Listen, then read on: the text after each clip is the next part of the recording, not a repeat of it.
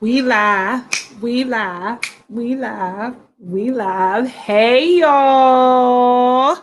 We are live, we are live, we are live, and you are in the place to be, the only place to be. And if you're not here, what's wrong with you? This is the Inside Scoop with the Intimacy Firm, the livest pre show to the livest virtual dating show this side of heaven. Shoot your shot live. And guess what, y'all? Guess. You ain't gonna get it. I'm not even gonna do it. We got something special for y'all. Guess what? Guess what tonight is for this mid-season. We halfway through now. Guess what tonight is? Tonight is gonna be the scoop, the whole scoop, and nothing but the scoop. We getting honey. We got some mint chocolate chip. We got some chocolates. We got some green tea. All in all in all, let's get ready to get deep in it like ain't never before. We got some fun. We got some games. We might even got a giveaway. I don't know. I ain't tell Veronique that part. So shh. Okay. So I feel like really at this beginning part, I have a special guest right from the beginning. Do I not? Do I have a special guest that's joining me on the Inside Scoop, the whole scoop and nothing but the scoop today? Maybe. Maybe not. But nonetheless, thank you for coming. So come on in, join us. Let me see if I can see the comments. Hey, girl, let's see who we got in the building. Lalisha, hey, Charity. Hey. Let me say something. Charity Edwards and I will forever and always be friends because she gave me the greatest laugh that I ever had in my entire life. You know, one of those laughs that come from the bottom of your feet and then come on. Is Veronica coming? I don't. Come on, sure. Okay, y'all distracted me. I need to finish telling you my charity story. So, oh yes, y'all see my shirt? It's cute, right? I know. And yes, Veronica may come, but let me tell you my charity story. So, listen, we were in the group Authentically Wed, and if you're not, obviously you're a member. If you're on this on Facebook, if not, and you're watching on YouTube, go ahead and join Authentically Wed on Facebook. And Charity had somebody slide in her DMs who shot his shot. And they had like a little thing going on, I think, in Charity. Correct me if I get the story wrong. But bruh got this haircut, right? It was like a mohawk, but not like a mohawk. It was like a mullock, like a mullet a mullet mohawk, right? It was like this, and then it was like a faded in the back, and then it was like it had a bang. Like it was just a lot going on. And so he was liking her and he asked her, what did she like? And then, yes, the group was in utter shambles. And she's so sweet. She got like the spirit of God, like right up in her heart. Because the way she handled it was such grace. She told her, she said, yeah, no, I think it was grace. Because she said, no, that wasn't for me. But she said, no, girl. She said, no, I don't like it too much, but you know, to God be the glory, basically is what she said. And so it was this discussion about whether she handled it too nice or not. And now somebody who I'm going to leave nameless, but always trying to throw additional grace in something, said that she handled it a little harshly. But me and Charity will forever and always be friends. Now, I don't care what happened, what go down. Listen, her mama needs some finger waves. I'm on the way. Her little cousin need to go shopping for prom shoes. Call me, Charity, because I'm on the way. And sis make these fried lobster tails that like that's another story for another day. Sorry to tell all your business, but let's see who else we got in the building today. Is Veronica coming? I would Facebook use. I wish I could see who you were, but Veronica, I'm gonna see if I can get one of my cheerers to bring Veronica on over here today. But they in the room and I can't hear them, so we'll see. But no, there's another guest. Can y'all guess? Hey, y'all, forever. That's right, Charity, forever. Me and you, we listen. And I have it. Let me tell you how much that blessed my soul. I had it saved in my phone. So let's talk about that just for a second before our special guests come on. How do we talked about just a little bit last, but specifically when it relates to, like, when you like y'all already have a connection, like the shot has already been shot and y'all kind of connected, but like that age-old question, like, honey, do I look fat in this? Or babe, you like this outfit? Like, how do you say, nah, that ain't it. That ain't the one. Or you or me, let me say how me is I'm the way I do it is where you finna go with that on? Because you're not finna go nowhere with me with that. And you can ask my friends, you can ask my children. I will roast. And listen, 8 to 80, everybody can get it. And that's not always of God. So tell me, how do y'all tell people they're not looking right? How you tell somebody they wig is my let me know if your lace is showing or you got a stain or them pinstripes don't go with them polka dots or please why do you have creases and cuffs in those pants in 2020 and you're 27 years old? And don't let me get started on these bishops, these 17-year-old bishops that wear the colored shirts with the white collar and the white sleeves right here. Let me tell you something. Never, not nobody on this side of glory, not none of my girlfriends. Y'all wearing that and it's upsetting me and my girlfriends for real, for real. I'm still trying to figure out Charles still trying to figure it out. Thank God hubby can dress 95% of the time. 95, because it be the time. I have some story. Listen, one of the things that I speak on, this don't have nothing to do with what we're talking about. But one of the things that if you ever heard me speak, I speak a lot about is being careful how you share your testimony when it's not your story alone to tell. But when it comes to dressing, I can only talk about myself. I just got able to go to the mall by myself not too long ago. But that's neither here nor there because I'm not gonna tell y'all my business because then y'all gonna be talking about me. But I'm cute now. Nonetheless, we're y'all didn't really give me much of nothing in here, but it's like I'm just playing. We're getting ready to bring on our special guest. Nobody guessed it, but ma'am, can you come on and come on in the room? Come on in the room. Yeah. Jesus is my doctor. He writes out all of my scriptures and gives me all of my medicine in my room. You supposed to do room. Yeah. There we go. Hey y'all. Hey girl. Oh, now listen. Why would they put us on the show together when you got this? I have no idea, but this you got this new hair. You show in here. Like it's listen. nice. Y'all got lights and stuff. You gave me water when I walked in. That's how y'all doing over here.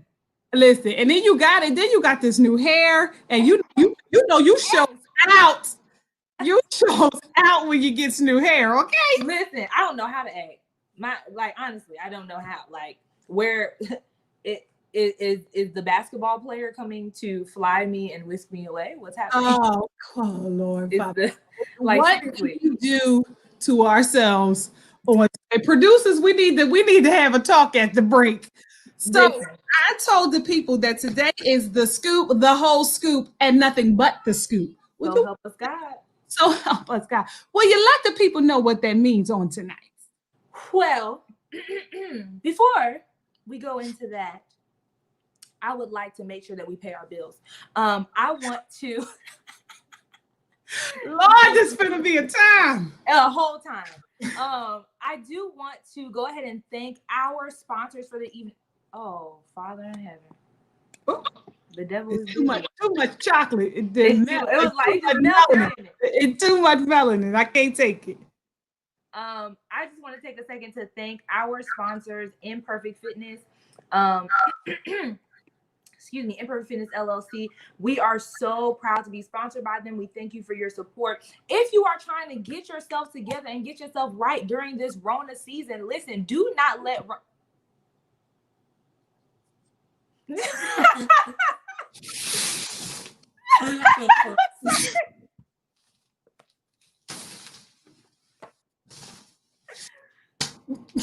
Anyway, don't let Rona catch you slipping. All right. You need to get your behind off the couch and off of them Zoom meetings every once in a while and gather yourself. And Imperfect Fitness can do that. Imperfect Fitness is here to encourage single-mindedness, self-esteem, and self-control. And remember, they already love the way you look.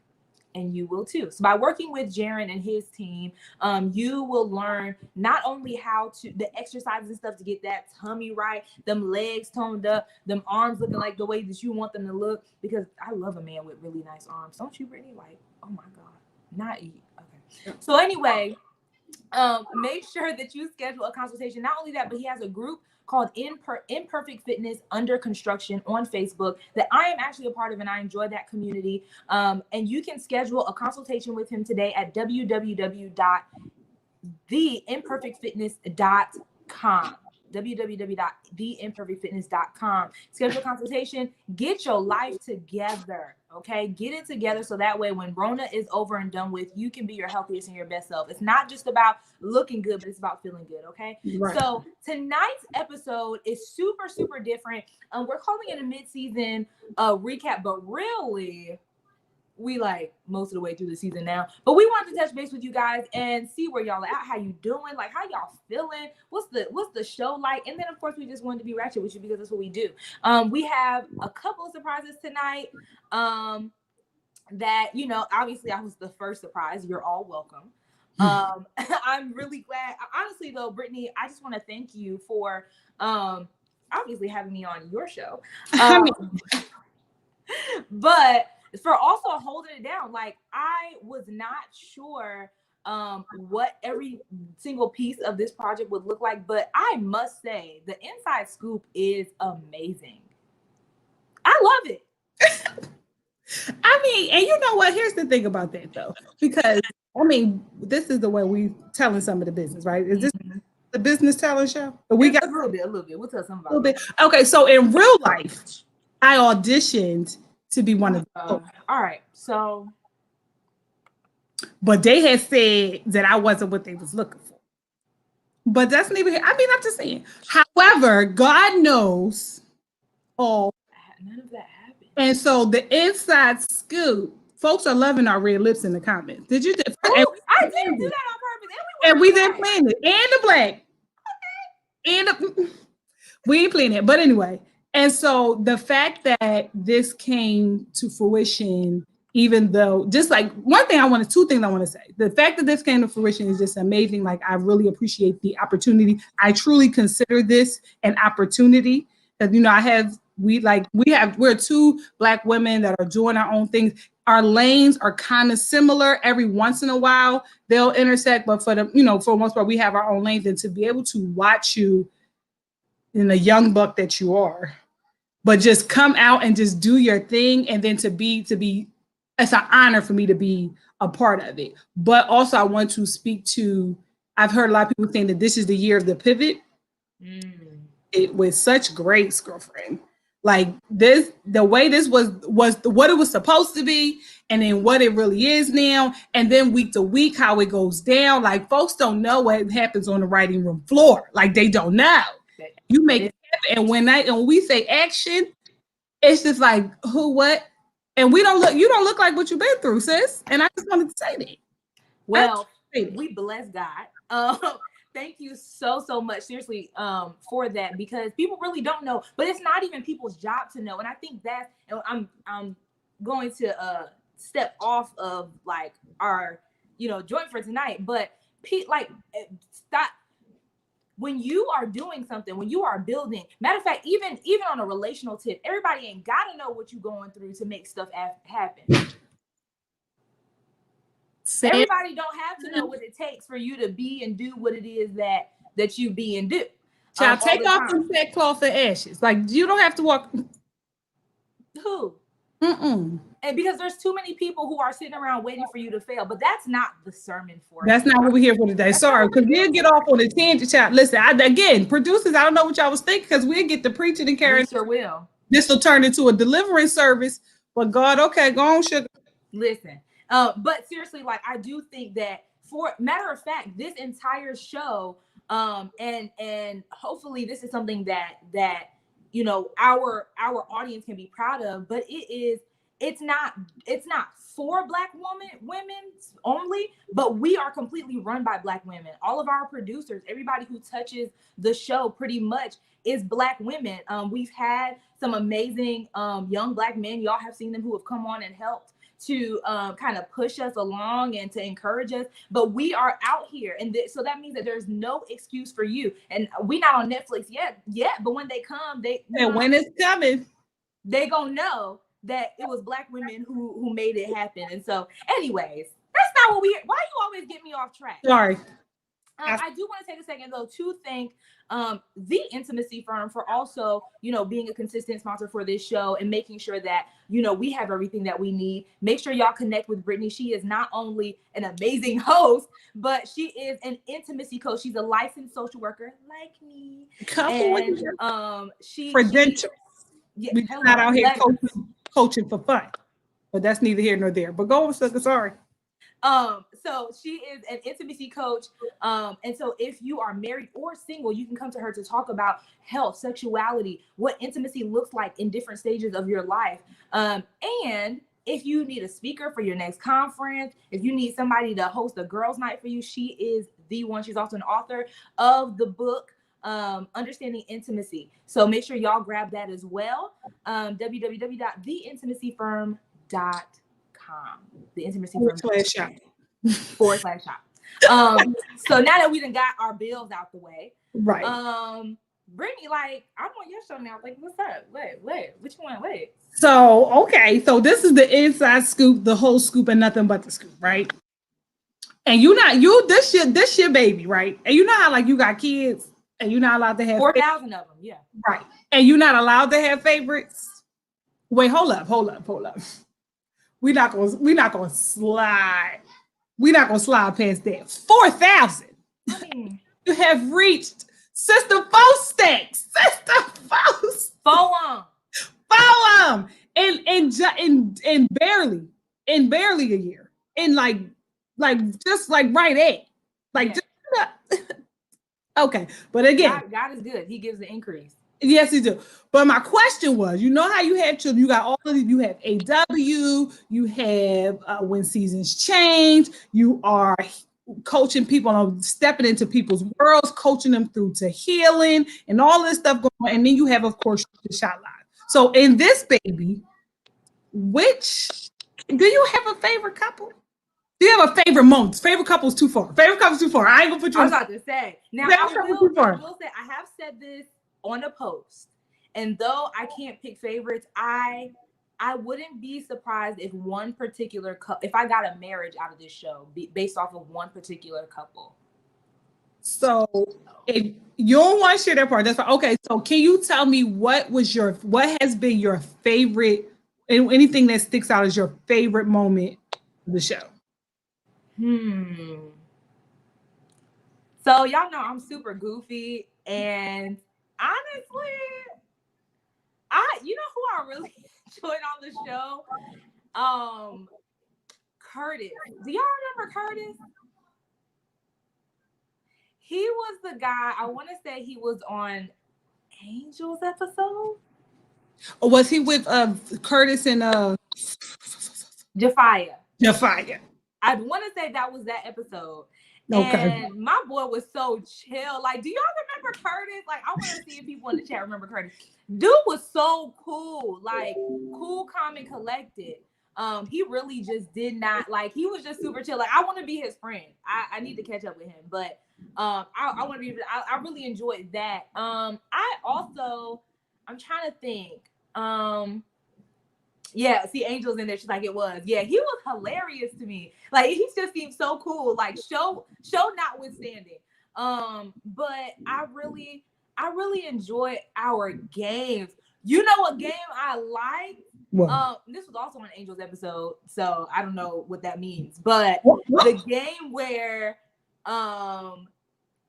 we had them do the scavenger hunt. And Angel was beasting. She was like, she was coming back with stuff. I really liked that. It was the first time that we had gotten people out. We were like, I was really trying to think when I was writing up the script. I was just like, man, I want to do something kind of different. I want to get people moving and shaking it. Like, what can we do? And at the time, we had JP was working on our production team with us. And Godspeed to him and all the amazing things that he's doing. Shout out to him. But you know, he was working on the show, and I threw that at him, and he was like, all right, well, what can we do? And so we came up with these different things. He came up with the toothbrush one. And that joke was hilarious because he was like, you know, it vibrates. You might use it every day or something like that. And he was like, what? Right. But Angel knew that it was a toothbrush, and she came back, and so that was really funny. So that was probably one of I really enjoyed doing the games. I love my favorite line. Y'all know it is. And it's really, you know, it's fun, and you'll win nothing. Right. But you're gonna do it anyway because you're on the show. Yes, and you know, I live for a good game night. So when we get to the game section, that is definitely one of my favorite parts. Yeah. I have a favorite couple.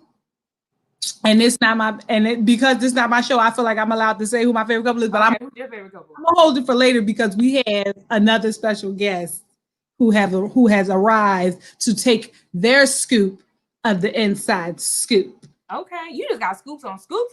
Scoops on scoops on scoops. Hey. So they I'm gonna keep it secretive. Yeah. So they get on in, we'll have some questions for them. But folks in the chat are saying they love the singing game, the dancing game.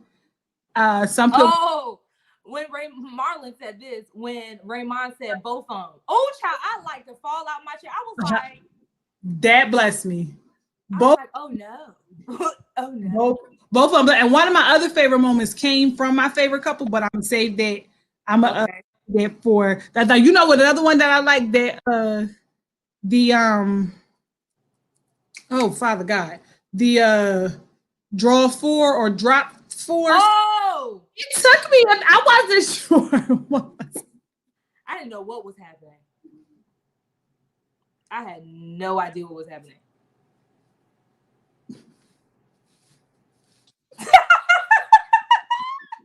All right. I do want to say this, like, as I'm so happy that, you know, in reading people's favorite moments and all that kind of stuff. I'm really liking it. It makes me feel really, really good that y'all have really grabbed hold of this show. I know that there's some people who watch this show who are like, oh, I don't miss it. Like, I show up with my popcorn and, you know, like ready for whatever happens, and y'all have engaged. Y'all are the live. Like, I love Shooter Nation. Y'all are the livest audience ever. Like, y'all be with it. Y'all be rolling with me, and y'all be rocking, and I appreciate that. I really did not know what to expect when we decided to, you know, take on this project. But it has turned out better than I could have ever expected. And, you know, a big, huge part of that is to our production team, Alexandria Mann, who holds it down. I don't click a single button on this show. Not one. Why? Because we have Alexandria Mann, who is our technical producer. Like, she does all of that. She's my exec producer and all of that. She helped me to really come up with the previous rendition of the show as well as the current format, and so I give homage to her. And Isabella, who is our assistant producer and who helps to make sure everything runs smoothly. So thank you to y'all as well. So can I introduce our guest? Surely. I mean, it's your show. I mean, go on, sugar. We can tag team. All right. So one of the things we shoot a shot. This is assist. Right. One of the things that I feel like is important, and a part of the reason why, you know, one of the things we want to talk about on this show is how shooting your shot in some way, shape, or form is 100% necessary if you're building any kind of relationship. Like, how do you build a relationship and never shoot your shot? It's not possible. But I feel like it's something that we avoid doing so often, especially in the Christian community. Like, do you feel that way? Like, we kind of just avoid ways, like we use Christian jargon and like these different ideologies, especially women, but sometimes men too, to excuse us from shooting. Yeah, I think that we over spookyalize it. Yes, I made that up. We make it real spooky, and it's this idea of just, if it's meant to be, it's gonna happen. And God told me you were my husband or whatever. So, or you were my wife, and like, we don't have to do the work. And the thing, gotcha is that and we'll get into this a little bit later, is that shooting your shot, that's the easy part. Like that's the first step. Like that's bargain basement stuff is the initial conversation, and then the realization is that when you get into a relationship and you get married, there's a continual shot shooting in different ways. When you want to introduce you Yes. into the relationship, when hard conversations that need to be had. That's sort of like like that same angst that it takes to shoot the initial shot when you have to have a tough conversation. Yeah. You Oh still my take like God. it's a game, like not in a kind of negative way because like we don't like playing games, but the thing is it's a dance that It is. to do like with the ebbs and flows of just life and relationships. And we as believers, though God can do all things, we want to live in his perfect and not his permissive will and all of those things. But faith without works is dead. You have to do something. Surely. You have to you have to use your mouth sometimes or your credit card in some other situation, but that's another conversation for another day. On your passport, because you remember y'all was all ready to whip out the passports on one of these episodes. One name. Anyways, no, but that is such a good point. Like, if you can't shoot your shot in the beginning, how will you take initiative to shoot your shot throughout? There are times like, and that's a part of intimacy, right? Something that you like, that's your whole thing is intimacy is knowing, feeling vulnerable and your partner being available enough that when you do want to shoot, when you want to shoot your shot and essentially we're talking about making bids, right? Making Absolutely. bids for physical sex, making Affection. bids for connection, making bids for, hey, I want you to meet my family. I'm ready to move forward in that step. We Absolutely. have to be open enough to do that. We have to feel safe enough to do that in our relationship. But if you're not practicing that from beginning, how are you going to do that later on? And that is why many relationships fail, because people don't open their mouths and say what it is that they want. You scared to shoot And your shot just to say hi. How are you going to shoot yeah. your shot and say, hey, I'm ready to have children now? And it's a fear, and not only in some spaces it's a fear, and in some spaces it's a pride where you expect people to read your mind, and it's this Oh, that a real man would know or a real woman would know. But your real man woman self is getting ready to be real alone because you're not expressing what you want. And then even when you get into by some happenstance you find yourself in a relationship, you are consistently withdrawing from your relationship in a negative way because you're not fueling it with again that emotional vulnerability and security. So it's like this again, that dance that there's a bid for affection or a need to have a tough conversation right. or whatever the case. And then the partner's job or responsibility is to meet that with that security to say, hey, I hear you. My favorite sexologist says intimacy is being seen, being heard, being valued, and being understood. And so that is a back and forth. And the thing is that it's always going to be a place you're eventually coming to a place where you feel like I gotta try again or shoot my shot again because you only know enough of the person based on what you've experienced thus far. Right. I know how to show up for them when they're hungry. I know how to show up for them if they had a bad day at work. But I don't know how to show up for them when somebody dies because nobody's ever died before. Right. And so being comfortable having that conversation, or when you get there, like, how can I show up for you? Or this is what I need for you to show up for me. Like, for example, my mom passed in 2017. If you know anything about me, obviously I'm a very shy person, right? And I don't really like to be around a lot of people. I just wanted to see if y'all was I listening. was like, did I hear one of my? So my mom passed in 2017 and woke up one Wednesday morning and she wasn't here no more. She done went on to be with the Lord. And there was a lot of other stuff that she could have did that day, but she decided to go on here with Jesus. But that's enough. Okay, I'm sorry. I'm not gonna get into it. But the point is, I am the oldest child. I am also the one that handles everything. I was parentified and all of that. So I had to make things happen. I didn't really have time to rest in what was happening, right? My husband at the time, he wanted to be like Superman. He wanted to rub my back. He wanted me to like collapse in all this puddle of snot and carrying on because that's what he understood grief to be. I did not grieve that way. I don't know y'all enough to tell y'all all my business, but just know that that is not what I needed in my grief. Okay.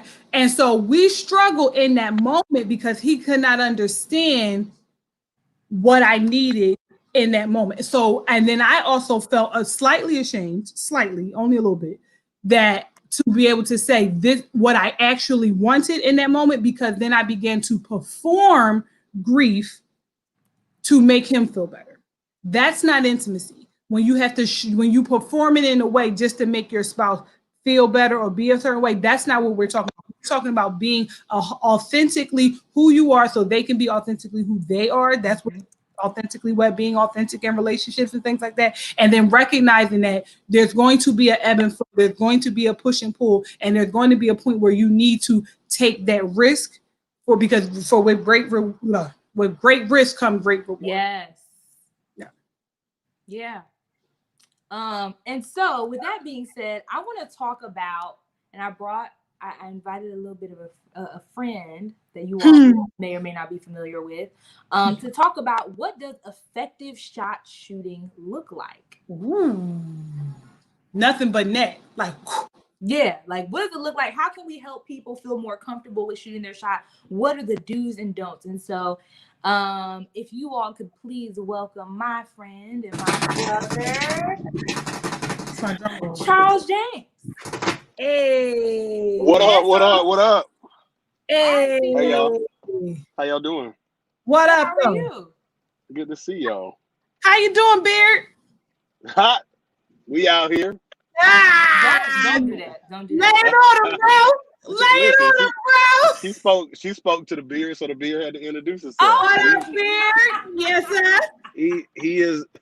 This all is as well. outrageous. They both What up, showed y'all? up. Down. How y'all doing? We Good. yet holding on. How are you? Everything is good, man. All is well. That's what's up. Thank you for joining us tonight. So I have a question for you. We need to know. We need you to tell us, because Lord knows with the beard alone, but all that is the person of Charles James. Stop it. You getting shots, you getting shot at, balls are just knocking you upside died, the head, you know. you least expect it. You having to duck and dive. So like I'm gonna ask you two ways. So, and then I think we should answer too, Brittany. But what does an effective shot coming from a woman look like to you? Like, you like, oh, she made it. Like, she might get the digits, or I might actually have this conversation with this person, as opposed to being like, oh, psych. It's so easy for women to shoot shots. You know what? Like, I want to pause you right there. I'm going to pause you right. I'm going to let you keep talking. I'm going to pause you right there, because if you went to Pillow Talk, Can I Shoot My Shot? He was on the panel, and you said these exact words, and the people of God were lost it. They were upset. Lost it. And so you don't have, I was hoping you had I don't remember what I said. You said that. You were like, it's so easy for women to shoot their shot. It's so easy. Y'all can do anything. And we were not having it. So I thought maybe the Lord would have dealt with your mind between now and then, but I see that he has not. Quite obviously he has not. Okay. And so go ahead and tell the people what you mean by that. But okay, when I say it's easy for women to shoot shots, there's only a few components that make it to where you're gonna go in. That's attraction. Well, it's really a attraction and time. No, what I'm saying. So what I'm saying is, women don't have to talk their way into getting with a guy. Like, y'all don't have to do that. Like, if you're an attractive girl, you're an intelligent girl, it's about timing. If he wants to be in a relationship, or if he's already in a relationship, those are really the factors. But then you also have to look at the fact there are some guys who get an influx of attention from women and just like that attention. So the shot will go in, but you'll be on a roster, and you don't want to be in. We're not talking about rosters. We're not talking about rosters here. We're talking about relationships. So I think it's you just have to assess, because when a guy is interested, it's a layup for a woman. When a guy is interested, when he's open, when he's ready for a relationship, it's a layup. But if you find yourself having to shoot, having to initiate a lot of the conversation, having to be in a DM more than once, Oh. then I would say, you know, you need to back out. So, Charles, let me ask you this, because let me tell you one thing's for sure, two things for certain. I'm not never finna be in nobody's DM, and Yeah. and call it pride. Mhm. Pride. And then the thought, I barely double text, so I for sure am not double DMing. Like that's not never. Oh no. No, I got you. That because first of all, in the age of the screenshot, you're not finna have me out here looking crazy like, oh, she on me. Absolutely not. However, I just want to push back a bit on the it's easy for women to shoot their shot because while it may be logistically easier, Hmm. there is a societal thought that or belief that comes with or that is attached to women who shoot their shots. Hmm. At the same time, women who shoot their shot, while it may be easy, are thought to be they're thirsty or they're out of order, out of Yep. the Lord, and all manner of other things because they're not sitting in the tree waiting for their Prince Charming to climb the ladder and get them from their ivory tower. So how Gotcha. do you then, or what then would you say to a woman who finds a man attractive and have already thought about timing to secure that they're not in a relationship and all they are made to express interest in a relationship, but how do we overcome what folks think? Because I am definitely a person who could give 3 flying refrigerator magnets what people think. And I really Yeah. don't buy into the double standard at all. Yeah. However, Yeah. I recognize the power of the double standard. And the reality of it is that men can do things without regard that women can't necessarily do. So, how do you navigate what you just said Yeah.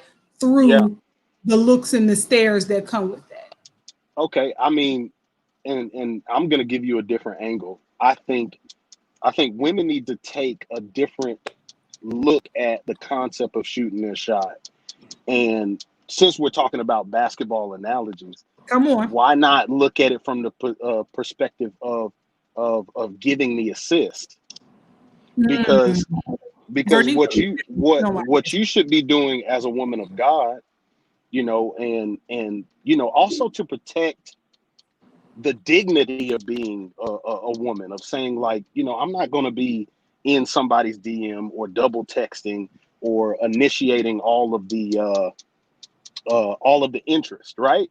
I think the proper way to look at it is I'm gonna set him up to where he can shoot his shot properly. got you.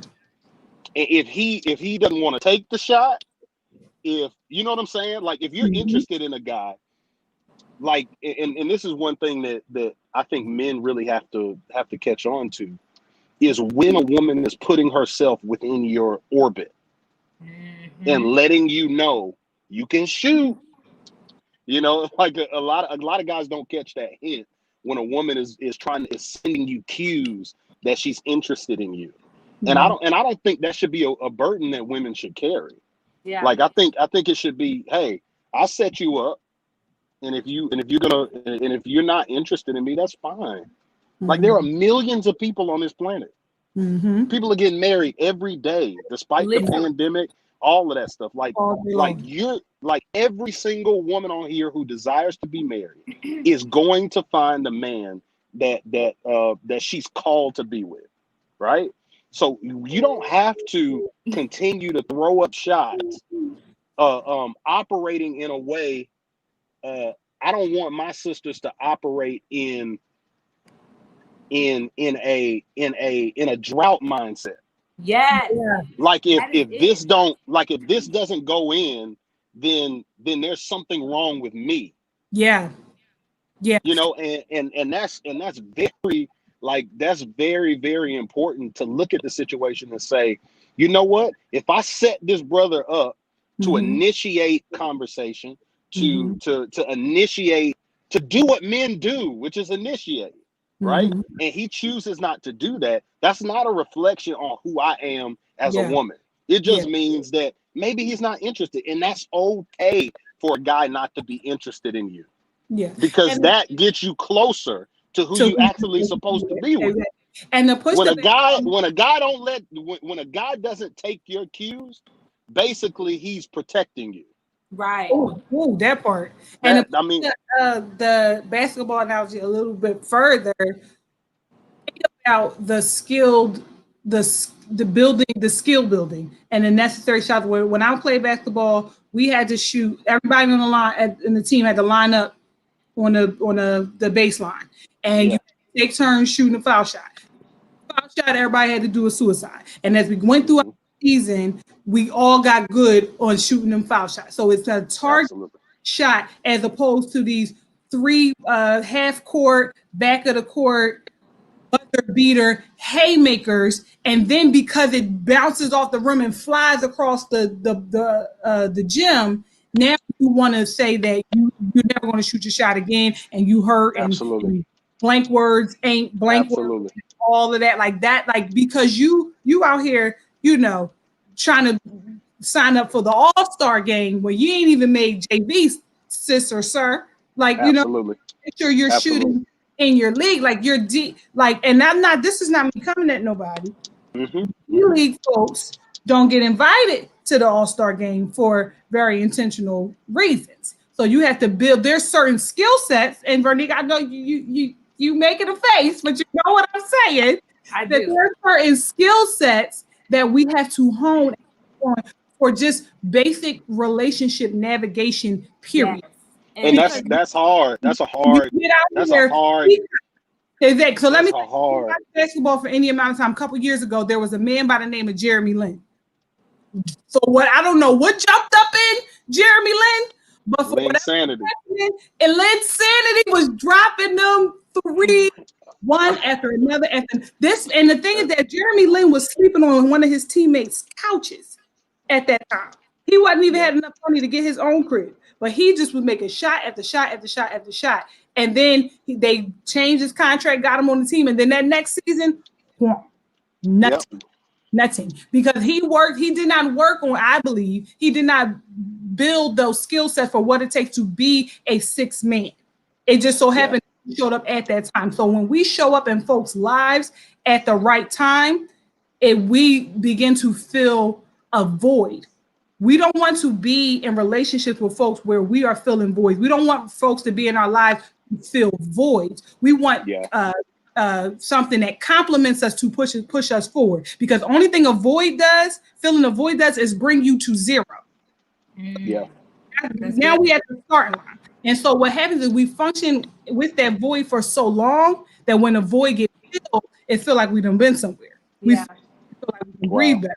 And then once we done got our sea legs back and we looked around and we ready to move on to step one, step two, step three, we realized that void filler don't have the capacity to go there. Right. You have all-star or and that's when you had the mixed match of all-star players in D-League relationships. Right. Oh Um, Jesus. and I even want to, what that speaks to me as well is that example that you gave of Jeremy Lin actually spoke to me about how it is that we, in the very beginning of things, we're willing to put in all of this effort, and then when we make the team, we fall off. And I That part. think even to tie one thing that that I've started to practice in my own life, but one thing that I know that I'm going to begin to, talk about and teach people is creating an experience, but not just creating an experience, but being able to sustain an experience. And what I mean by that is, like Charles was saying, maybe you're not the person who's going to slide in DMs, but maybe you should be the person who, because you say, and I talked about this in She Shed, because you say you want a relationship, you say that you want to be with somebody, and when somebody decent comes along, you're stank, you're this, you're that, you like, are you the one that God sent you? Because, but no, like, Absolutely. think about every opportunity as skill building and learning what it is that you want, what you don't want, and creating an experience. If a person approaches you Your job is to make sure that they feel invited into your space if you want them there. If you don't want them there, you can also create an experience that maturely and positively disconnects you two, right? Yeah. But you like, why as women we should think of and I think men too, like even when you shoot your shot, like what, think about the experience that you want me to come into, and excuse me, an experience that is sustainable. So yeah, I give you the time of day. You start, we're texting, we're calling, we're doing all these things. And after a month now that you know that you have my interest, I done made, 2 months. I done let go of a little, my team or whatever. You done let go of yours. And now that I'm here, you have my attention and I have yours. It gone. The calls fall off. You're Yeah. not texting me like that no more. The compliments go away. All that kind of stuff. You have now trapped me. What you did was, Manipulated. if anybody had manipulated me into thinking that you can sustain something that you can't. As a matter of fact, it's equal to me as those people who, they talk a good game on the phone and then they get you into one of those seminars and then you realize like, oh, like it's a decent seminar, and then you end up buying, what is it, timeshare? You're like, all right, I'll buy it because this was such a great presentation. You show up to the timeshare and it's in the middle of nowhere and it looks like dirt. Like, don't be that person. And with all don't these be extra fees and this all these extra fees and a contract that you need 17 lawyers to get up from out of, and then you leave less than when you walked into it because emptied your pockets, your sanity, all matter. Listen, do not be that person. And then so for women, make sure that you are an invite, like I think the Bible talks about, and I know somebody used to quote this all the time, like how women are the fragrance of the house. Right? Like we are fragrant. Like, come on, like when you walk into a room that smells nice, you want to stay there. Absolutely. You don't want to be somewhere that's dark and stink and cold and sterile. I work in a hospital. I don't want to feel like I'm in a hospital when I'm just talking to a person. I'm, this person trying to chisel down stuff just to get through the door. Like, it's ridiculous. Think about shot shooting and relational building as creating experiences, but make sure that the experience that you're giving is not just one that, and Brittany talks about this all the time, that your representative is creating, but one that your actual self can sustain throughout the relationship. Put in the effort that you're going to put in today and 5 years from today.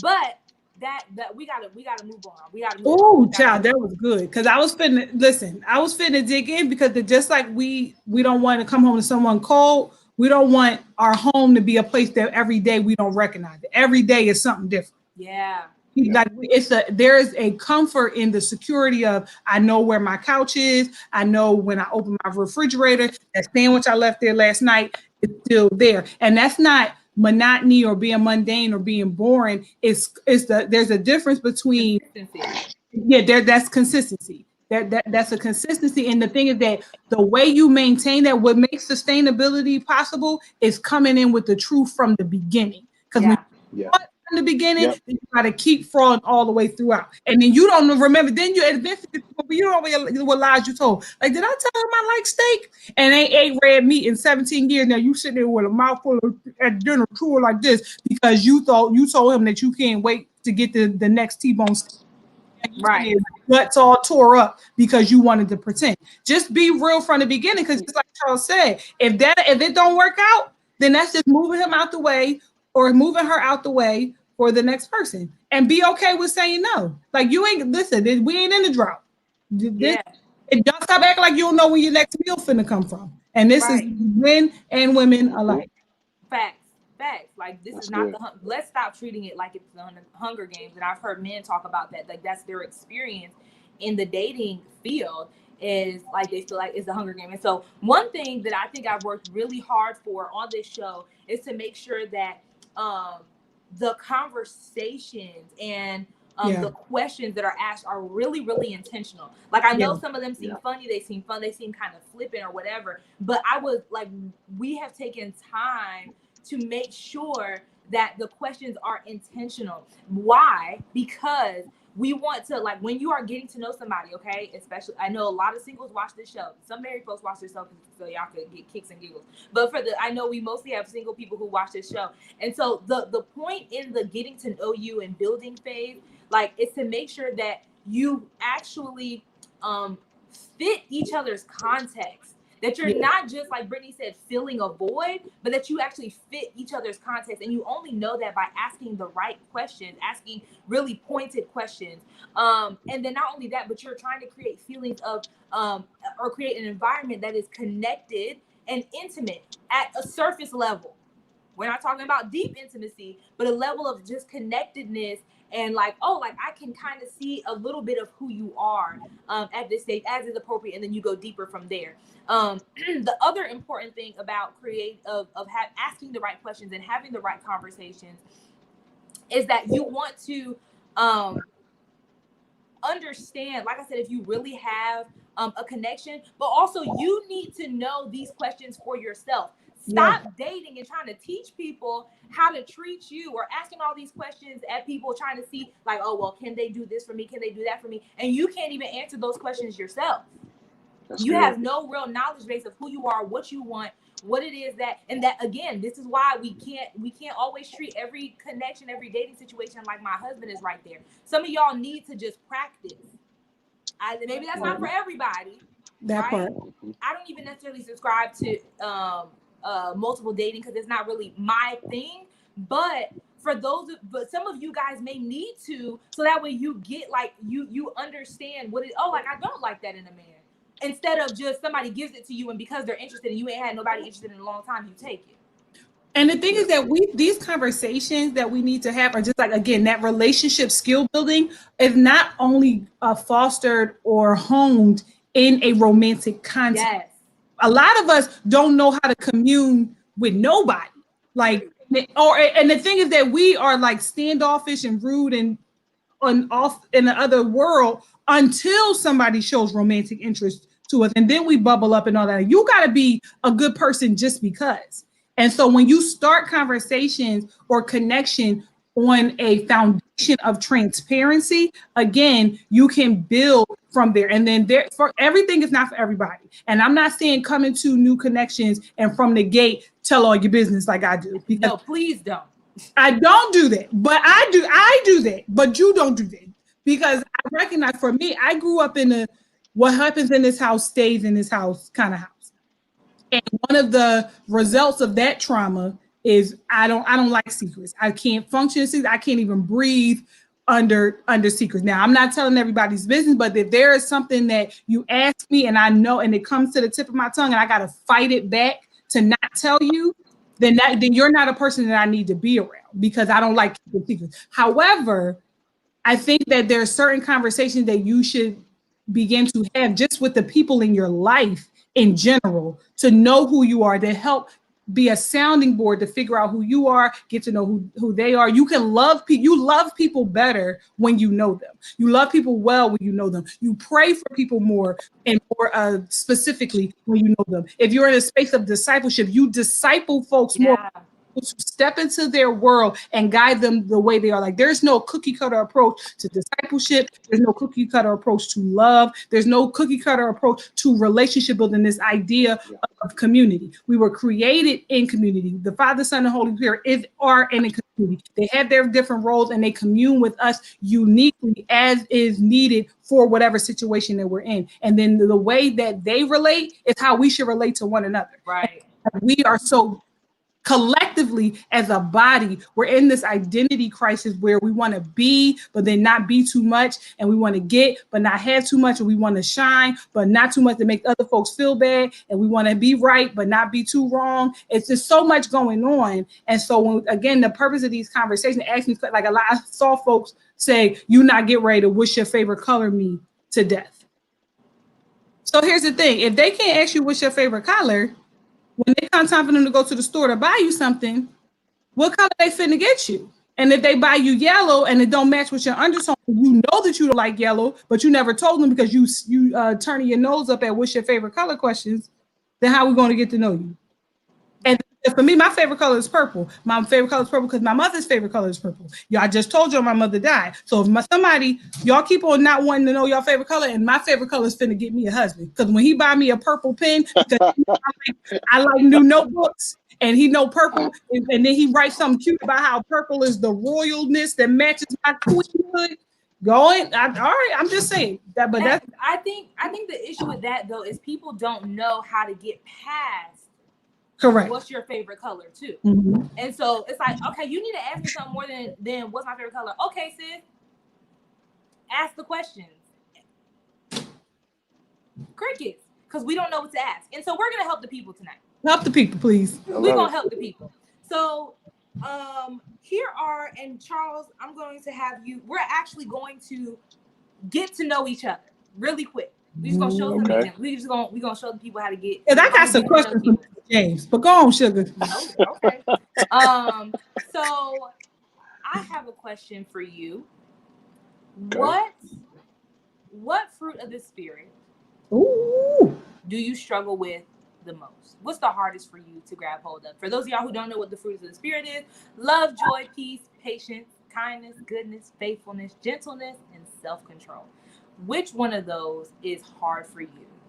Yeah, she came out the gates. Wait. I would say it's a tie between a little bit of patience and a little bit of self-control. I'm with you. For me in the area of self-control, the Lord has really been on me about, like, Charles, you don't have to say that. Ooh. You know? And kind of, really being a good steward over words. And in the area of patience is that if it don't matter how far you run after a particular thing, if it's not the right time, it don't matter. Ooh. So that's been some things that the Lord has been working on me. Can I ask a sub question to that? Like, if this was the outline, that's the I, and this is the lowercase a or the capital A. What's coming at that? It's lowercase, but go ahead. No, it's capital A. Then capital then the lowercase I thought I. you were saying the opposite way. No, anyway. So if those two are the things you struggle with, when you're struggling, what does that look like lived out? Like, how would somebody be able to identify you're struggling with patience?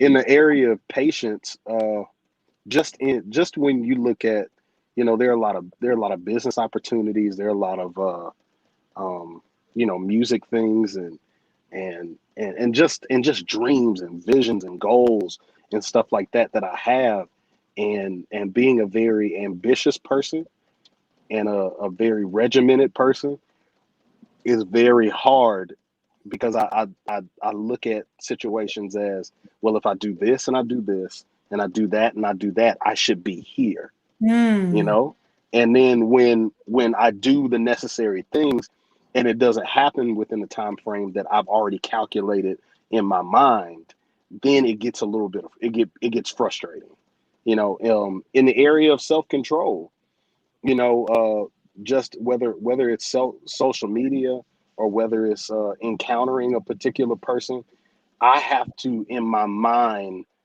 I have to filter my words like 2 and 3 and 4 times before I say things. And people probably wonder through social media, why did Charles say something so simple, and it seemed like he said it in a very, very deep, or like, because I'm a very, very deep thinker. Like, I'm always in my head thinking, right? So in the area of self-control, like, I have to really be intentional not to say the first thing, because the first thing that I'm thinking, it could be detrimental to a relationship. It could be detrimental to an opportunity.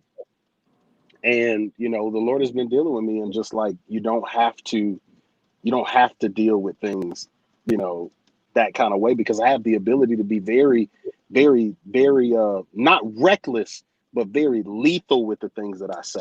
Yeah, and so I have to be very, very intentional about minding my words and shutting up. That's been the thing that the Lord has kind of been dealing with me about, is just be quiet, like, just hush. If you be quiet, then that'll protect you in a lot of situations. That's good. I want to be Coach V for a second to everybody watching. We're gonna take a pause. Have you ever watched like you ever seen those stupid like when you do your entrance stuff for a job and they'll be like, pause. Did you see that? All right, we're gonna do that real quick. Pause. I asked one question. One. Charles, who doesn't waste his time to do anything, sat here and answered it in about 2 minutes. Go ahead. Tell It us.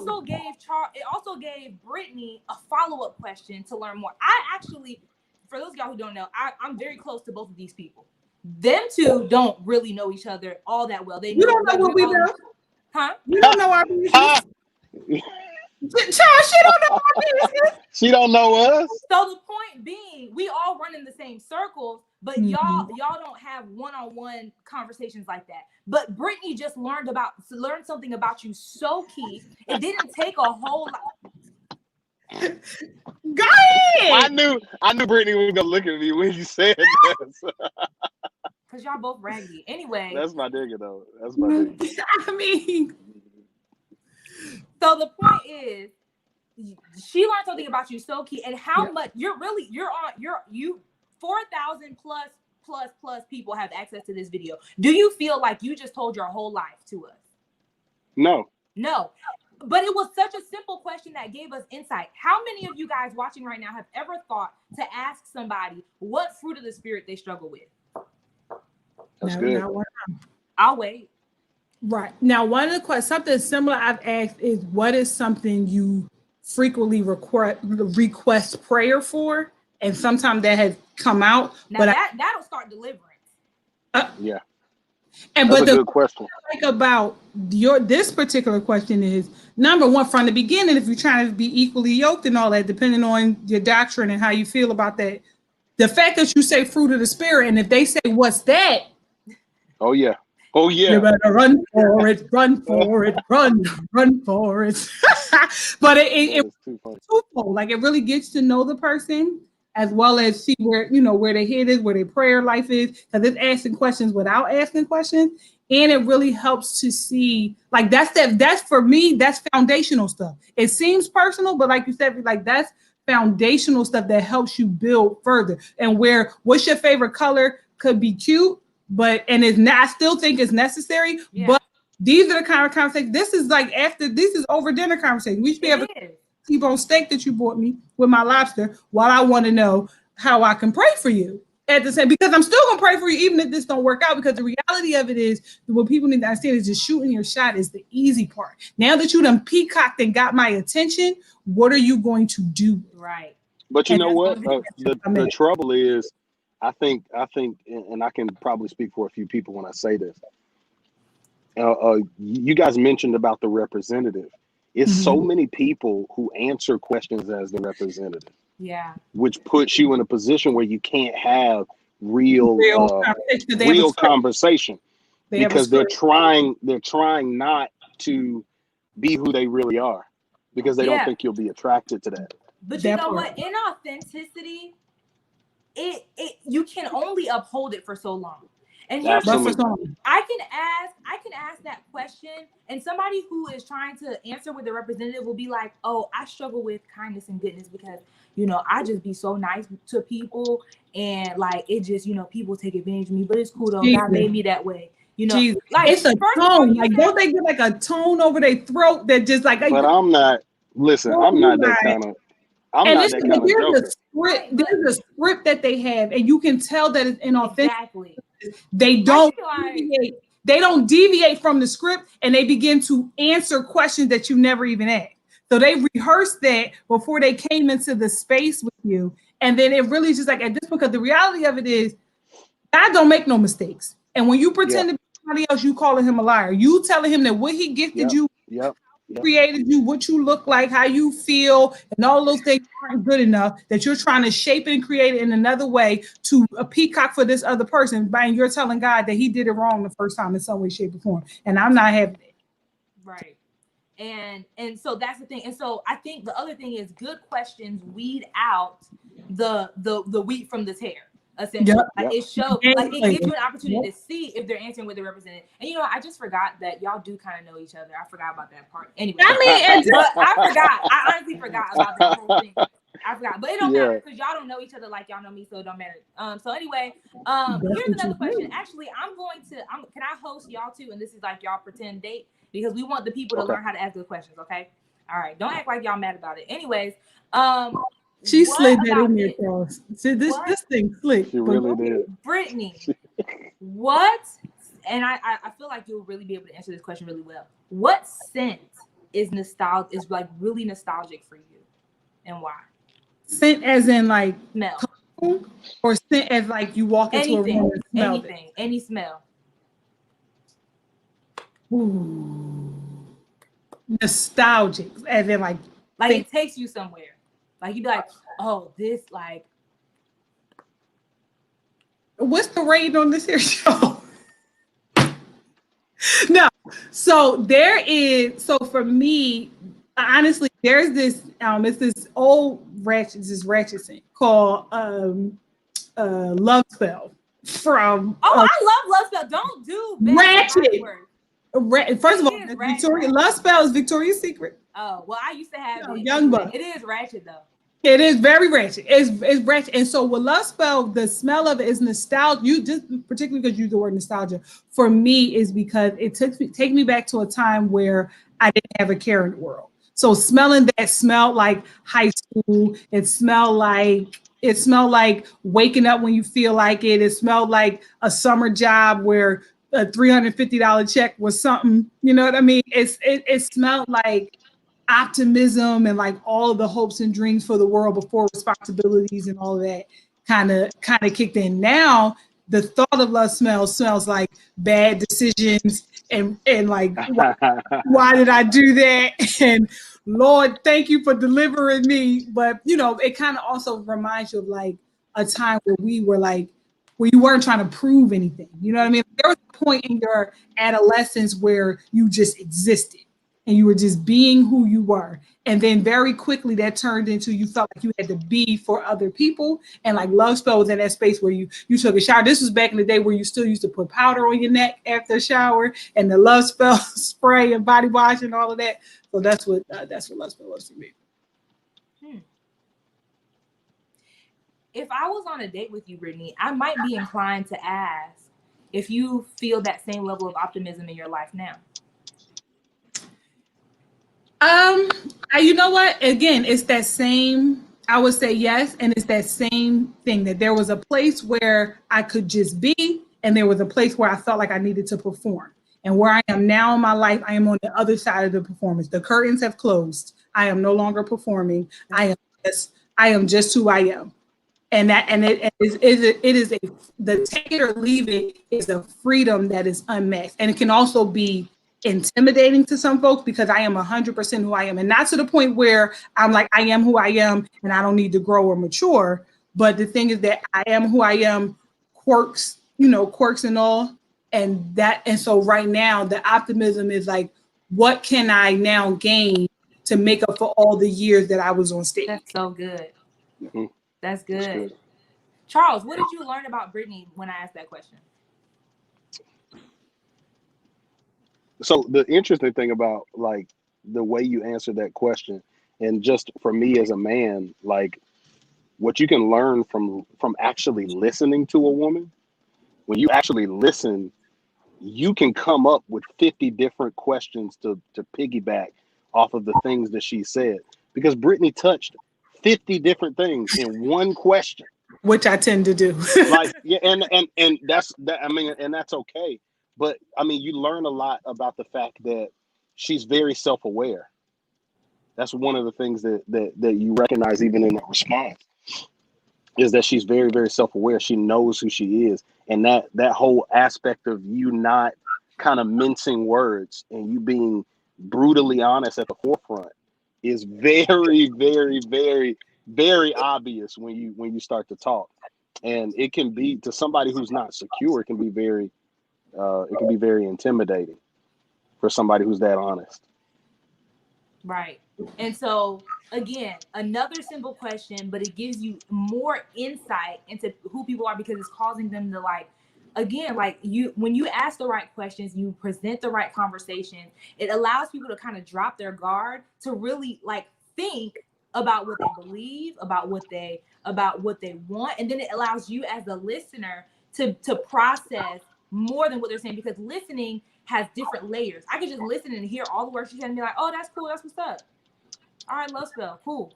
But if I want to actually get to know Brittany intentionally, then I'm going to hear beyond what she's saying. Again, I heard what stuck out to me, especially like in counselor coach mode, is my first question was, do you still feel that level of optimism? Like, even as a counselor, I found value, as I can find value in pulling out different things from that question. As somebody who might have potentially been interested in Brittany, Charles heard her self-awareness and the fact that, like, oh, this woman's a straight shooter. You can hear so many, like, when you're really trying to listen to someone, you can hear so many different things.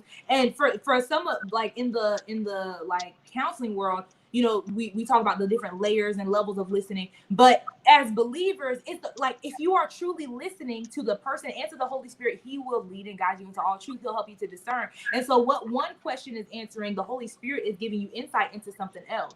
And what, like, we need to use all of those things in our dating encounters, right? We use our skills, we use conversations, and we use the Holy Spirit, who's there to give us insight. And we also got to be And I think when you're answering the questions, like open-ended questions are more ideal when you're trying to get to know someone, because yes or no questions aren't really going to get you right.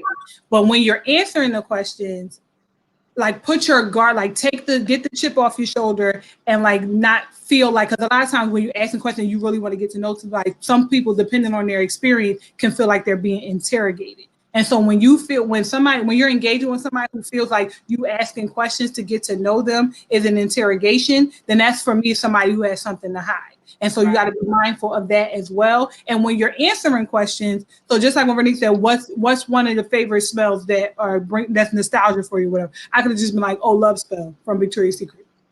And then what did Charles gain besides that one finite fact that I used to wear love spell from Victoria's Secret? Right. Like, it's up to me. It's as much as if there's a responsibility on the listener, there's a responsibility on the speaker to give some information so they can have something to do with it. Absolutely.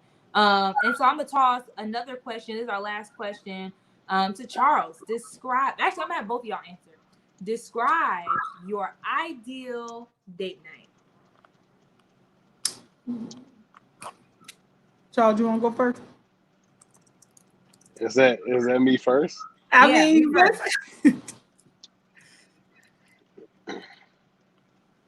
ideal date night would have to be food, for sure. Like something, and it doesn't have to be bougie. It has to be good. Like, if it's really, really nice and good, then I'm down with it. But if it's just good, like, and then I'm a homebody. So if it's a first date, I don't think that's appropriate. But if it's somebody that I've been seeing for a while, I think, like, getting some really good food and just, some wine, and either like finding something to watch at the house, finding a show to watch. I think that's dope. It's really chill. As far as a first date is concerned, yeah, listen. I didn't listen. FaceTime somebody. You gotta know what you can handle. Correct. You have to know what you can handle, and take heed unless you fall. But for myself, if you're talking about a first date, I think about creating an experience, like you said. So if I want this to be a continual thing, I think a first date, and being intentional about dinner and activity. I want my first date to be something where she's just like, yo, I want to do that again, because it was an amazing experience. And I believe a date is a sign of how you value yourself and how you honor the other person. Mm-hmm. So if I take you, I'm not going to take you somewhere that I'm not going to want to go. Right. And I'm not going to take you to the movies. I think a movie is such a cop-out to actually getting to know somebody. Yeah. For me, dinner, maybe like something fun, like, like going to Andretti's in Atlanta Oh, and I driving love go-karts Andretti's. and That's like my in spot. competition or bowling, because competition really puts you in a position where you get to know somebody, Yes. because now we talking junk, and now the relationship has gotten out of the awkward and the romantic and into the thing that's really the Friendship. building block of a true relationship, and that's friendship. Yeah. Right? Absolutely. So if we can have fun and I can talk junk and tell you how I'm about to beat you, right? And True. then that sparks even more conversation while we're doing said thing, whether we're at an arcade or whether we're at botanical gardens or whether we're at bowling, like creating an experience that is intentional and that is honorable, I think is what a first date is. And it's hard to come up with that off the cuff, because every woman is different, Yeah. and I think, So you gotta learn. You gotta ask through questions. asking questions, you get to find out, like, what she's really interested in. And But that's why, creating an experience based off of the questions that you've asked, because if I'm really feeling you, like, it could be a whole totally different thing. But if I'm investigating and I don't know, I'm not sure, I'm gonna plan a whole totally different type of date Yeah. that is gonna be a little bit less that is gonna be more on the fun side and less on the like intimate side, if that makes sense, right? Yeah. So it just depends on how I feel about the person and who she is. Fact. yeah, there's a pacing to it for me. And for me, it's the external happenings that separate a good day from a bad day for me. Like, number one, was it something that was planned? Like, did we have conversations before so that you have time to plan what we're going to do in a way that aligns with something that I would be interested in? Did you give me enough notice and that even if you want to keep it a surprise, were you mindful enough to let me know what I should possibly wear so that I'm not in 4 and 6 inch heels at riding go-karts? Because Absolutely. if I put on my good pumps and you take me to entries, I'm going to have a fit. Okay. Yeah, that's And true. so, Absolutely. the point about the movies though is that is a little impersonal depending on the situation. But again, it's all about intentionality. Don't take me to the movies at 8 o'clock at night and then that's all we eat if we're going to be home by 11 or 12, because then there's no space for that. So if we plan a day date and we catch a movie first, or we did all the getting to know each other in the beginning and then it like culminates in a movie, that's because I like there's like a culture of the movies, and like it's something about the movie theater popcorn and all that, and even like that is also an intimate space to be in, depending on how folks are about the movie. Because I'm a girl, watch the back. Oh, he coming! I'm one of them at the movies, and Oh so God. that may not work for some people. It And so won't. you don't ever No, take me to the Jesus movie. Lord. I listen. I go, especially the black movies like Medea. Oh, I cackles, okay, and loud, and that's that's just who I am. Take it or leave it, okay. But Praise God. she also has several degrees and a bunch of letters behind name and finna be a doctor. So, Praise but God. nonetheless, Yeah. so that's what though Just that won't go to the movies with you. That's and it may not. And here's the thing. That's the key part. You said that it's funny, but the reality of it is your partner is not going to be everything to you. All of Absolutely. the needs That's are good. not going to be met by your partner. And if you Yeah. expect your partner to meet every single one of your needs, and if You're you gonna be expect disappointed. your partner can only seek you to meet their needs, Yeah. that is a It's a problem. whole That problem. that that is a problem. So the thing that the reality of it, we may never go to the movies together. I may have me and my cackle crew. We may go to the movies together, and that's okay. That's absolutely That's fine. okay. Perfectly Absolutely fine. okay. But for me to answer the question about my ideal date, if it's outside, I'm not going. And I love the outdoors. And I'm not going outside because I don't like bugs. But I am all not only do I not like bugs, not like, oh, girls don't like bugs, but I am like allergic Oh to yeah, you are. every bug bite. Like swell up, two kinds of medicine allergic. So don't take me outside. Although I love picnics. So if you set up a picnic and then you got all of the mosquito nets happening and you find a way to make me have a bug-free experience, then again, it's that external stuff that showed you were paying attention, that showed you wanted to be here, to show you thought this through. Don't just take me to a restaurant and you got on boots, you got on Tim's, and then there's a dress code. You ain't doing Right. so now we sitting outside looking crazy. Don't take me somewhere when I got on 6-inch heels and then you want to park 9 blocks away. Right. Okay, because then I'm gonna be like, pull up to the door, I'll pay for the valet.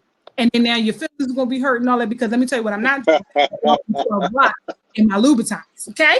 And Come so on, Lubies. I think that, like, a lot of what you said too, both of y'all, what that person can learn is, for one, with Brittany, something as simple as the fact that you have a bug allergy and don't want to be outside. Nowadays, especially with Corona, a lot of people are doing outside things.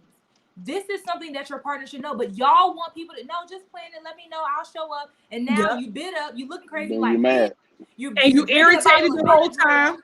because you didn't want to open your mouth and say anything. And maybe Yep. it's not something like an allergy, but maybe they don't know that you really like to dress up. And so when you say, hey, you ready at 8, you wearing the 6-inch heels and this and that, and then he picks you up, he's like, oh, you nice. We about to go, we about to go Bowling. go to the gym. Like, we about to go to the movies, or we're gonna I wanted to just take you to walk around. There's here in DC, there's a street called U Street that I like to walk up and down. Let's say he's saying that he's like, oh yeah, I just want to take you to walk down U Street, and we'll stop at a restaurant on the way. Like, okay, I didn't know we were gonna be walking. Like, you know what I'm saying? And so these are the things that you should be talking about. But we oftentimes expect people to just know things. With Charles, maybe this is an ideal date for you, is having something set up at home. I may like that, right? But at the same time, if we don't talk about those boundaries that may need to be in place in order to do that, if we don't talk about, like, oh, well, I would like to do that, but I have a system of accountability set up, and I want to. It doesn't have to be a night. Right. And now like, oh, you know what? I'm not going to push those buttons. Or maybe the insight that I learned is, if you're like, oh, no, like, we're going to be good. Like, I don't care. Like, you don't worry about your accountability. I ain't going to do nothing. And then we get there and then something happens, like, because you weren't honest about your boundaries and the fact that maybe I practice abstinence and you don't, or vice versa. And so these are the things that we learn from simple conversations. I asked in the chat, and I'm going to ask you guys, were these questions helpful? I asked in the chat, and y'all can comment if you missed the question, but a lot of y'all said they were. That some of this stuff, especially earlier when I said, who thought about asking this question? A lot of y'all were like, I honestly have never asked that. A couple of y'all was like, oh yeah, I asked something like that. A couple people I saw say, like, oh, well, I ask everything. Here is the thing. You also have to be appropriate in your conversation, right? Like, what we're not doing is trying to, like, is come up to the first date with a checklist, like, you said what? And so what about this? Is not, yes, you are collecting. It's not a job interview. It's not a job interview, especially not in that way. You just need to get to know people. It's not that deep. Like, and it doesn't have to be that deep at that point, but sometimes you may not know how to guide the conversation in a way that is conducive. Especially with Corona, a lot of us are having virtual dates. All you can do, matter of fact, relationships in general are really just a construct of conversation. It's a bunch of conversations built together in a nice little house that we call a relationship. If you're not talking, you don't have a relationship. If you're not communicating, you don't have a relationship. You have another body next to you. That's it. Yep. Relationships are all communication, good, bad, or indifferent, effective or ineffective. Verbal, and so the type of non-verbal, conversations that you have, the type of house that you build in a relationship, or decide to abandon, because maybe you start to build a house and you realize, like, it's not really me, let's knock it down, we can sell it to somebody else and I'll keep it moving. But you have to have that foundation of questions. One thing that I'm really glad that I think Corona is doing for us is forcing us to have conversation and forcing us to communicate and to learn how to communicate better. And so if you thought that these questions were amazing, I have a surprise for you. Oh. But before you drop the surprise, V, can I just say one thing? Yes, please. While we're going, all of these things that we talked about as far as conversations, expectations, and all of that are all good, and shooting your shot and all that, we're all good. But when we get to this place of answering these really great conversations that, these really great questions that we just talked about, make sure that you are actually on a date. Y'all have heard me say this a bunch of times. Everybody you kicking it with ain't, Peace. and just because they say, yo, you trying to go bowling later, does not mean they're dating you. So make sure that you know, that they know, that we all know, that your mama and them know that we are on a date, that this is a first date and not something to do on a Saturday. Because Yeah. that changes the questions. It does. It doesn't mean that you stop. And thank you for saying that. It doesn't mean that you don't ask questions. It doesn't mean that you don't have conversation, but it changes the question. And not only that, but you talked earlier, Brittany, about having like learning how to skill build outside of romantic relationships. All of us are friends. This is a friend group, right? I just learned something about Brittany. I learned something about Charles that I didn't necessarily know because we maybe not have those types of conversations. But because now like we're creating little like I see relationships as just like creating these really thin, some are thicker, like just connections, like strings that attach us together. And so the questions that we ask, now we have even more foundation for a friendship, for relationship. Yeah, Like these are that's questions good. that you can ask if you are a youth leader, right? And you want Yes, to very teach good. kids how to communicate better in general and how to get to know each other and be self-aware. Like use these conversational building skills in your whole life across the board, but knowing when what questions are appropriate and when, and making sure that the context is what you believe the context to be. And so Come on. if you really enjoyed these questions, coming soon Coming soon. to a something somewhere website near you are Hey. AW Hey. conversation call. Ah,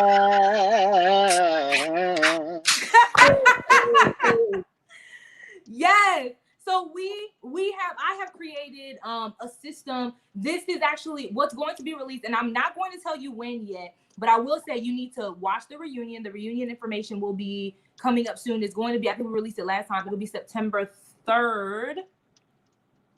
And it'll be on a different platform. That's one thing that I didn't tell y'all, but it'll be on a different platform. So September 3rd will be the Shoot Your Shot live reunion where we'll bring people back. We're going to catch up with people and see what's going on. But the official release date will be announced then. But I want you to keep your antennas open because we are releasing these conversation cards, and the purpose of them is to help people ask the right questions to build connection, in all of your relationships. This will actually, like I said, be a beta set of cards. There's a full, and you guys are really getting the tea, but there's a full gaming, like a full game system that is in the process of being built. But I'm going to release the beta version of these conversation cards that you guys can have to begin to use immediately, where you can like flip cards and ask questions. And there'll be two decks. And it'll depend on the context of your relationship, which deck you use. I thought about it for that's you. dope.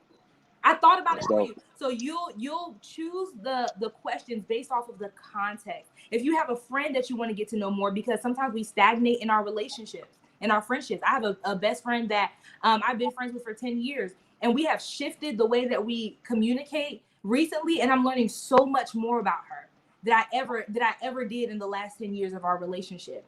And so you can use these in any context. Our graphic designer is over a youth ministry, and she said that she plans to use these for her youth group.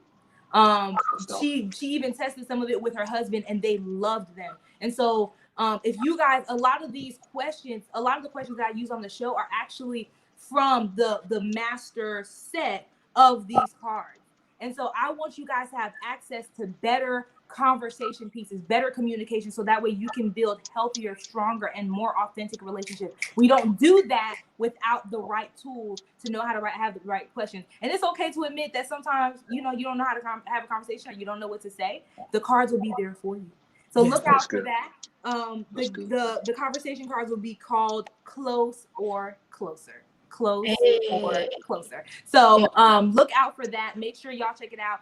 When the info drop, make sure y'all share it. Make sure you buy it, you order it, all that good stuff. More information to come. But we just wanted to come on here and just talk about the show, and to drop that info, and to also just teach you how to have better conversations. Shoot, steal some of the questions that I just gave you right here. Like, they're not even going to be in the deck. Here, it's yours. Okay, I want you guys to have better relationships.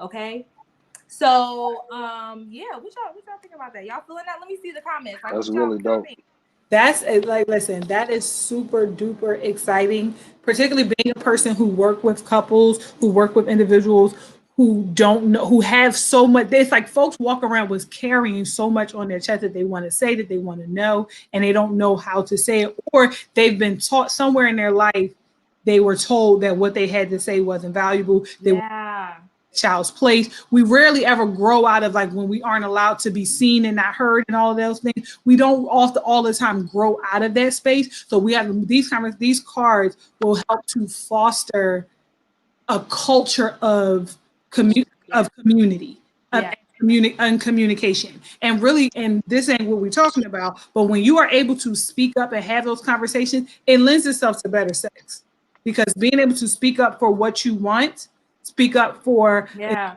just how you feel, really, then you can say, I like this here, I like this there, I don't like that, I want some, Come on. and all of those things. Because what Yes, sir. you can't ask a question like how can I pray for you yeah. dinner table, then you're definitely not going to say, I don't like when you use your finger here. Can you Like, get your beard out the camera? bye, Jesus. Listen, good night. But tell the good gospel truth. you'll be prone to just laying there, letting sex happen to you, as opposed to being invested in where it goes. Same thing with your relationship. By asking the right questions, you're showing up as an investor Yes. of value and equity of your relationship. And we want these cards, by investing in these cards and making sure your relationship shows up in the black Yeah. every single time. If you're a business owner, you know what it means when your profit margins are in the black. And that means you're making money. That means you're doing your good earnings. Okay. Yeah. Absolutely. Be an investor in your relationship. Stop being cheap. Stop being stingy. And I am talking about dollars now. Stop being stingy and not getting tools and resources that you can be using to build better relationships in your life all around. If the same way you invest in them Louboutins, the same way you invest in, the things at your job, at your desk, and new Jordans, and to make sure that you look fresh and clean, make sure that your conversation is as fresh and clean as you appear to Hey, be. hey, Okay. And in your friendships too, stop being a stingy friend. Learn how to have new conversation. If all we can talk about is boys and how lonely we are, or how our boyfriend and husbands and girlfriends and wives ain't doing what we want them to do, what are we doing? What are we talking That's about? good. Do I know your purpose? How can I push you into purpose? How can I be a friend that encourages what God is planting in you? How can I be a friend that's a part of the some water, some plants? Invest. Be willing to invest. And so, Charles, thank you so much for joining us tonight, for I love you guys. letting me This just is fun. tug you around like we often do. It's fun. It's okay. I can handle it. Every time, why does everything he says sound like sexual chocolate? Like, why? Can you just be I said you said tug me around. I said I was I thinking, can handle it. Charles, are you going to be transparent on today and say, the women of God need a transmission flush.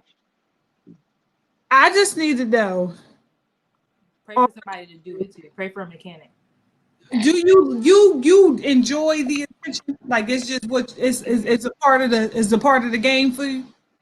No, for me, I think attention is flattering, but it doesn't bring forth any fruit because I No, have a no, vision. we know don't bring forth. We don't bring forth no fruit. But the thing is that the people, because you was on here for 2 seconds and somebody said, "Lord of mercy." As soon as you came on the screen, I saw the comment. That's so funny. That's Lord of so funny. mercy, Lord of mercy.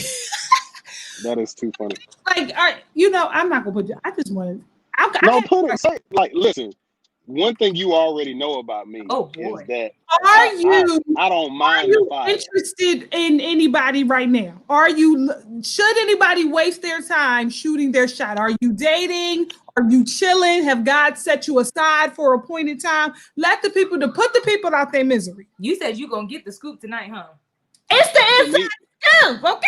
you want the whole gospel truth. The whole gospel truth, Matthew, Mark, Luke, and John. I have a vision for my life. Okay. And the vision that I have for my life is to be able to take care of my family, to be able to be able to be a picture of Christ in my relationship and in my marriage, right? So there are a lot of things that I'm working on at this present moment that don't make it conducive for me to be in a relationship. So Because I feel like, so let me give you the whole full picture. Okay. I'm working on a lot of things, and not that a relationship is a distraction, but I also understand that a woman is going to need a certain level of intentionality. She's going to need a certain level of attention, of conversation, of time. And right now I have my blinders on and I'm headed in a certain direction. And I think it's unfair. And I think it's unfair to entertain a relationship knowing that your vision is not going to fit her timeline. And when you encounter when I've encountered women, their heart is to get married, right? So they want to know, what do you see in me? Do you see this going anywhere? And if you see it going anywhere, then you'll make the proper investment going forward. And when you make that proper investment, we are actually going to be moving forward. So we're going to start off getting to know each other. Then we're going to be in a committed relationship. And then after we're in a committed relationship for a certain amount of time, you ought to know what you want in the situation. So then it needs to be moving forward to engagement and to be married. And so I put a premium on if I'm in a any type of friendship or connection with a woman, is to know what she actually wants. And does her timeline fit with the vision that I have for my life? And if it doesn't fit, then it's not going to be conducive for her to wait, because I don't believe anybody should be sitting back waiting on somebody to figure out if they want to be with you. So I think so for me, it's about vision. Like, I joke a lot and I talk a lot of junk about relationships and stuff like that, and it's funny. But the inner deep part of my heart, I want to be married and I want to be in a relationship.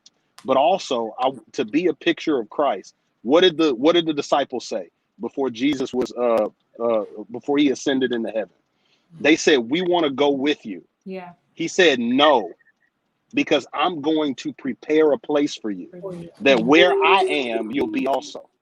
And I think for me, it's a lot of brothers. It's a lot of brothers who are getting in relationships and they haven't prepared anything. Not one iota. They don't. I mean, you don't have a budget. You don't have a vision for your life. You don't know what you're supposed to be doing. You don't have a clue where you're going in any kind of relationship. So in any sense of the word. So if we get married after the honeymoon phase is over, what next? But can y'all And so people though? Can y'all not knock down my door? Not you, but can people not knock down your door when they know they're in that season? I find that many men will know that they're there, but because they want to, experience, they have, men have desire to be connection and companionship too. You still out here, in my DMs acting like you want me, but really you just need somebody to steal some time so you can, tickle your fancy for the moment. Because I'm busy too. And that was I don't know this, but I got things happening. And that's what I was getting ready to say. There is a responsibility. Like, all of those things are well and good. And so the abstract of what Charles just said, for those of you who are preparing, who's drafting your email, drafting your DM right now, he's not dating right now. So delete all of those characters and just save another time, because he's not dating right now. Thing is that when you aren't dating and you aren't dating, there's a responsibility that comes with it, especially when you have the charisma and the pull and the attention that somebody like you gets, because I know that you are a man of God and you don't allow women to pine after you unnecessarily. I know that you would not do that, but there are folks who will do that because they want the benefits of a relationship, but are not willing to put in carry the responsibility of it. And they hide behind, what it is. I told you what I wanted or what I wasn't ready for, but yet you still allow the person to act as if they're in a relationship with you at the moment where your paths fork and you all recognize that you aren't on the same page and they want this and you want this. The one who doesn't want it, it is your responsibility to cut it off. Facts. Yeah. It is your responsibility to cut it off and say, you know what? We had a conversation that we were going to be friends. You are falling deeper into this than what I can meet. So I'm going to go ahead and I'm going to step. I wish you well and all of those things, because you cannot get the flat. Because I know you said the attention is flattering, but sometimes you can't even allow people to give you the attention, because by you smiling back, that says that they have a chance. And if you give them a foot, then they're going to take an inch. Then they're going to take them out. Sometimes you got to shut it down, especially if you are as unavailable as you say that you are in this moment. And y'all hear me? He's unavailable. He's not dating. He ain't ready. He's going to prepare a place. He ain't got his tools yet. Okay? Jesus, the Lamb of God. That's good. Yeah. So this now, as much as it's his responsibility to shut it down, it's your responsibility. Now, I sat here and told y'all he's not available. He don't want y'all right now. Now, if you slide in the DM because you feel like you are the bomb in Gilead, that's your business.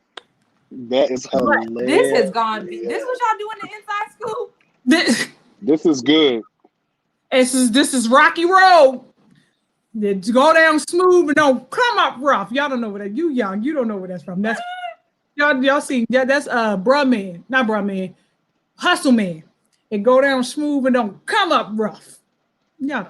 Anyway, nonetheless, Veronique, I thank you so very much for coming on the Inside Scoop. I thank you for all that you have done to curate this very safe space for folks. I'm seeing these comments. Folks are saying that's good. Folks are saying I needed that. Folks are taking those questions. Somebody's getting ready to go on a virtual Zoom date and say, well, what fruit of the spirit do you struggle with? And that's going not, because let me tell you something. Some good 6-4 something chocolate, umbaku type flavor type time.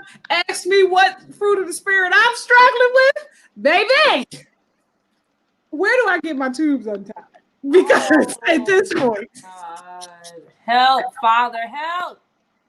Where can I return the tubes to sender, please? Because no, but that was really, really good. And the thing is that we as believers, like, this has shown that so much that believers can do. Believers can commune with one another. Yeah. Believers can have intergender relationships that may or may not lead to something romantic. Believers can have fun. Believers can laugh. Believers can make jokes with sexual innuendos, because we are adults. And the thing is that we Absolutely. are afraid sometimes to step too far to the left or the right for fear of sin. But the thing is that if certain things knock you off your square, certain simple things knock you off your square that bad, then that's a relationship, a conversation that you need to have with the Lord. It's like, why is your spirit so sensitive? But you've created a space where we can do it and do it safely. And we, even in the comments, like, we can hold each other accountable, because there was that one episode when folks got out of hand in the comments. And when Charles came on here this evening, somebody act like they was fit to get out of hand, but they came back on the other side. Look at how God blocked it. Created a space where God blocked it. He wouldn't let. Now, I know, Charles, you need to make it. You so eloquent with all these polysyllabic SAT Miller analogy test words. Go up on there and make it in clear and plain English. Ladies, leave him alone. Not dating. Period. Leave him alone. Don't be like, it is with great felt ingenuity that my heart has the most corners of the anti-disestablishmentarianism. Shut up, yo! What? I'm not That's good. No, but this was good. Great. This was great, and I can't wait for what the rest love that. has in store. Is there any? Do you have anything left for the people on tonight? Yeah, so if you one, look out for the AW conversation cards. 2, If you all want to support what we do in AW, please do me a favor. Go to www.authenticallywed.com/shop and buy something. Like, it costs to create beta tests, the conversation cards. And we have amazing t-shirts. We have products. I wrote a book on helping people to heal from traumatic relationships, especially divorce, but traumatic relationships of all sorts.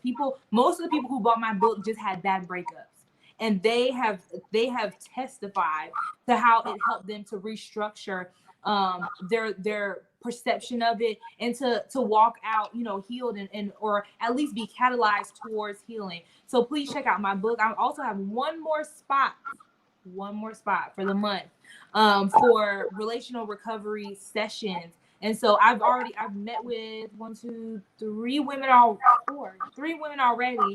and it's been absolutely amazing. And so and then somebody else is scheduled. So yeah, I have one more slot.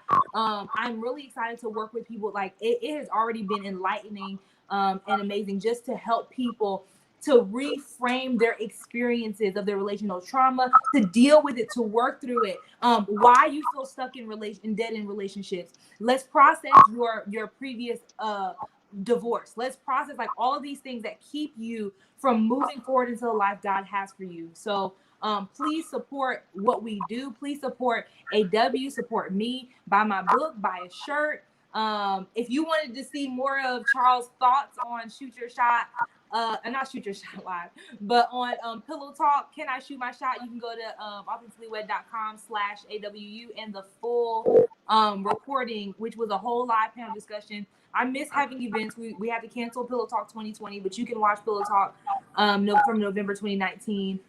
That's also there. So yeah, support this. I'm gonna just say it. Support this ministry. I really shy away from saying that, and y'all know I do.